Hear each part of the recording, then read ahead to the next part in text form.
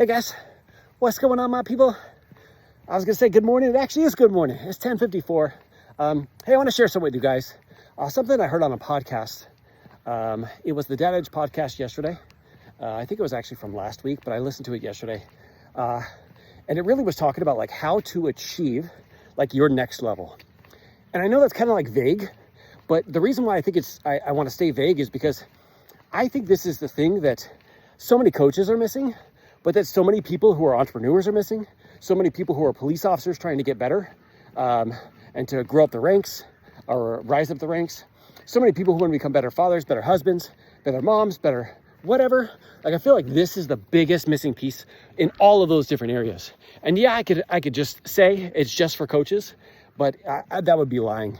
And so I really want you to grab onto this because there's a story that was shared, and I definitely see how it has helped me elevate in so many areas, but also get me back into the normal day-to-day rut where I don't actually take the steps and the actions that I need to take, and getting back on track with them. Not only has it made a significant impact in my life, but there's so many areas that like I'm reignited after hearing this podcast. So the podcast was from Larry Hagner for the Dad Edge. He had Ricky Watters on his podcast. And for those of you guys who don't know, Ricky Watters is like, he was a NFL superstar, really amazing running back. And he was on the show.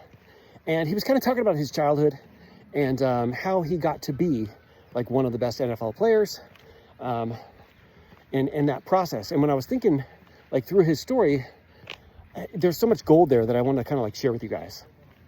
So what he said is when he was young, his dad would put him into an environment where he was playing with kids that were older than him. So, you know, in sports, when you start playing with kids that are older than you, they usually weigh more. They're usually bigger, taller, they're usually faster. There's just a whole lot of things that they have, like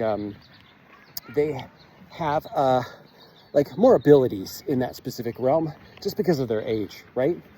And so he said that he would constantly be put into these environments where he was like the youngest, they were all older than him, and he felt like they were not only challenging him, but that he kind of sucked in comparison to them. But yet he kept going, he kept pushing, he kept taking action. And what he noticed is that when he went into like high school sports, when he was starting to play with kids his age, like he would crush them. He would totally rock them. Like nobody could catch him, nobody could tackle him. He could play any position and like outscore and outbeat everybody. And he was like, wow, he's like, it's pretty crazy that I'm like capable of doing this. And so what he said is he started to ride on those laurels. He started to take his foot off the gas because it was like so much easier for him now that he was playing with people who were about his age, until he got to college and then ultimately the NFL. And what he noticed is that when he started hanging out in that environment, started to work out with those people, there was people that were faster than him, stronger than him, tougher than him, better than him. And he realized that because of the environment that he was in initially when his dad put him in there, he felt like, quote unquote, he was in the wrong room when he first started. But by being in the wrong room, it challenged him, it pushed him, it got him to get to a different level in his capabilities and even like his expectations of himself. And then when he started to play with people who were around his age, he noticed that he would dominate. But he also noticed that he started to like lose his extra step because he started to hang around and be around this group of people more than challenging himself and stepping into the next room. And when he stepped into the next room in college and the NFL, he noticed he was a bunch of steps behind. And so he made a determination of like, I'm going to go all in, just like when I did when I was younger. I'm going to put myself into rooms where I feel uncomfortable. I'm going to stretch myself. I'm going to be in places where, I don't really necessarily feel like I should, quote unquote, belong, but where people are better than me, where people are stronger than me, where people can push me further.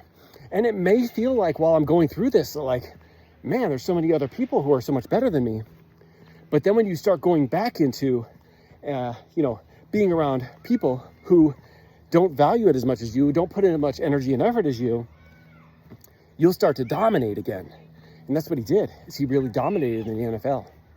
Now, when I think about this, like related to what we do as coaches, but also like what we do as parents, as, our physical, mental health, as business owners, as entrepreneurs, as police officers, as whatever, is we put ourselves into an environment to grow, right? We start hanging out with that next level of people, and that next level kind of starts to grow on us, right? And it doesn't necessarily feel comfortable until you've been in it for long enough. And then once you've been in it for long enough, if you go back to the real world, you're going to see you dominate, that you crush, like in those areas that maybe you didn't used to. But then it's very easy to get back into taking on the habits and the actions of those people, because it's just not hard for you anymore. It's like, no, like my standards have gone back to where they used to be. And that's why it's so important to make sure that we are constantly striving, growing, stepping into a new room, no matter what level we're in. Like one of the things that I constantly remind myself of is I don't care how much I understand and know about coaching, there's another level that's out there. Like over the past year and a half, I've really been diving into like how to coach leaders in the corporate atmosphere, and how to coach people who have significantly amount of like huge businesses that like can very easily get trapped in their head, just like the rest of us humans, right? We all have like this this internal dialogue that will keep us stuck at every level, no matter how big it is, right? But like as I dove into that area, I realized that there's so much more for me to learn. And not only so much more for me to learn, but so much more that I could pull from that and use with my one-on-one clients or in our certification. And it's because like I got out and I got into a more uncomfortable room, as opposed to what I had done before that, which is just keep teaching the same rooms over and over and over again, which is powerful because teaching does give you a better understanding. But I wasn't stepping into those rooms, those more uncomfortable rooms like I have been. Stepping back into a leadership role with a dad edge, stepping into like helping AIMS with their corporate people that they're helping, right? The people in the corporate world, right? Stepping into like leadership roles to now teach and train people in our certification, not just, people related to their health and fitness, which is important, not just people related to coaching a business, which is important, but coaching people in their relationships, like all of these different things. And any time that I find myself kind of like becoming stagnant, it's because I haven't been stepping into that next room. And so I really want to share this for two reasons. Number one, because I want to call myself out to make sure that I keep stepping into those rooms so I can become like an NFL pro star, like Ricky Watters did.